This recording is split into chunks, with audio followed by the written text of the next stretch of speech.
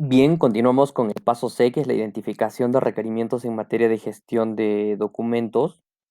Bien, para este paso en la metodología ISO 15489 persigue un doble objetivo. Por un lado, identificar los requerimientos que se debe cumplir nuestra organización para crear, recibir, guardar registros o evidencias de sus actividades. Y por el otro lado, documentar estos requerimientos de forma estructurada y fácilmente mantenible.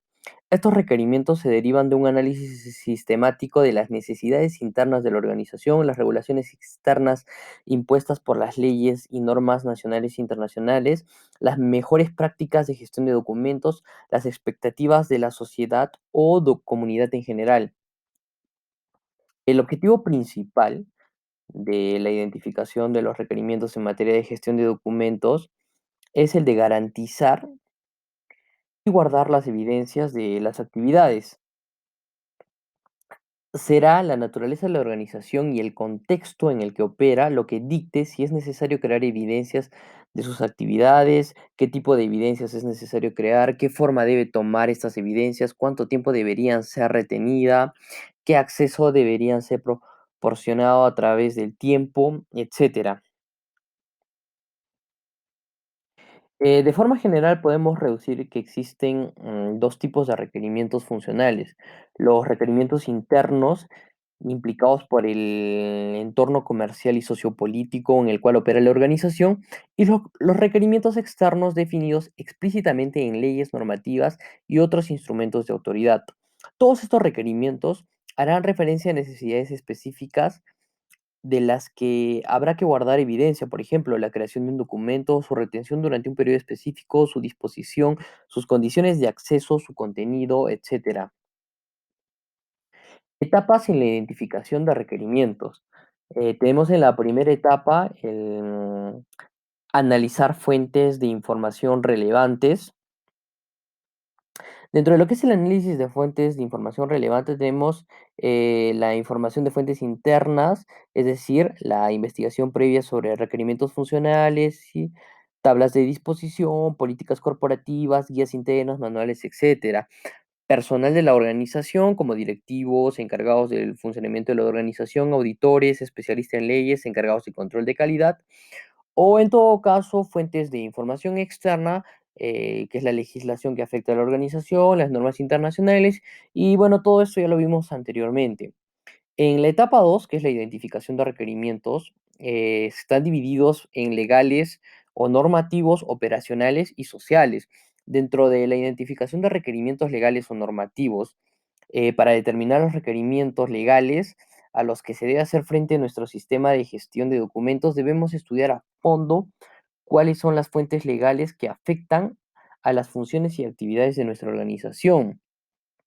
Muchas posibilidades, por ejemplo, si estas fuentes legales están disponibles online, hay una buena forma de localizar referencias explícitas a la gestión documental. En el caso de que las fuentes legales estén impresas, tendremos que leerlas en su totalidad con el objetivo de ir localizando requerimientos legales implícitos en el texto. Tenemos, por ejemplo, que algunas fuentes legales pueden hacer referencia a un documento en particular, por ejemplo, que debe ser guardado o estar accesible solo para ciertas personas o grupos. Otras fuentes pueden hacer referencia al contenido del documento y decir cuánto tiempo debe retenerse el mismo. En el caso de la identificación de los requerimientos operacionales, para identificar este tipo de requerimientos tendremos que examinar atentamente si existen políticas y directrices internas y manuales de procedimiento. También, al igual que el caso anterior, sería necesario entrevistarnos con el personal experto en el área de la organización y determinar por qué son creados y retenidos los documentos. Por ejemplo, en el caso de organizaciones que gestionen su presupuesto, tendremos que identificar automáticamente un requerimiento que haga y guarde evidencia de la recepción y gasto del mismo. Ahora pasamos a lo que es la identificación de requerimientos sociales. Las expectativas de la comunidad pueden dar lugar a requerimientos de gestión de documentos que estén o no reflejados en los requerimientos legales u operacionales anteriormente identificados. Todas estas visiones de la comunidad pueden afectar de manera informal a la política de la organización. Es difícil discernir qué evidencia debería crear y guardar la organización para satisfacer las expectativas de la comunidad a la que sirve. Y por último, la etapa 3, que es documentar los requerimientos identificados. Identificados los requerimientos, hay que documentarlos para poder utilizarlos, evaluar los sistemas de gestión existentes en la organización, desarrollar estrategias de gestión de documentos, diseñar otro tipo de sistemas, etcétera. Bien, hay múltiples opciones para documentar los requerimientos. Tenemos, por ejemplo, las tablas y planillas realizadas con procesadoras de texto, tenemos las hojas de cálculo o las bases de datos. Independientemente de la opción que elijamos, vamos a tener que decidir tres cuestiones. ¿Qué tipo de información vamos a registrar? ¿Cómo debería ser estructurada? ¿Cómo vamos a presentar los enlaces entre cada requerimiento y la función, actividad o transacción a la que se aplica?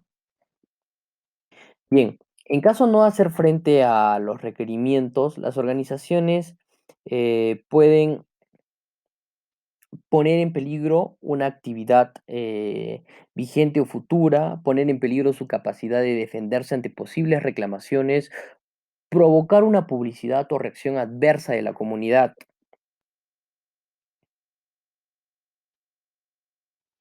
Pasamos al siguiente paso, que es la evaluación de los sistemas existentes.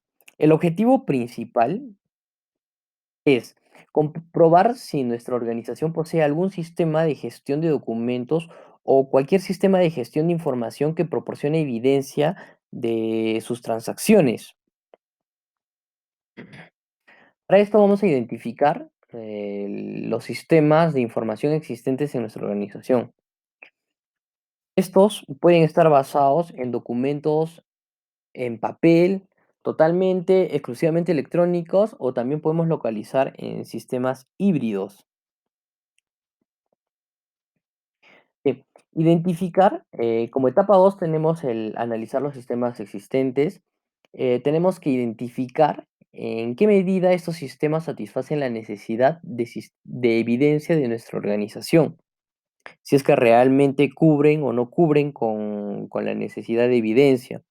Y para terminar, etapa 3, que es preparar un informe como resultado de la identificación y análisis de los sistemas de gestión de información existentes en nuestra organización.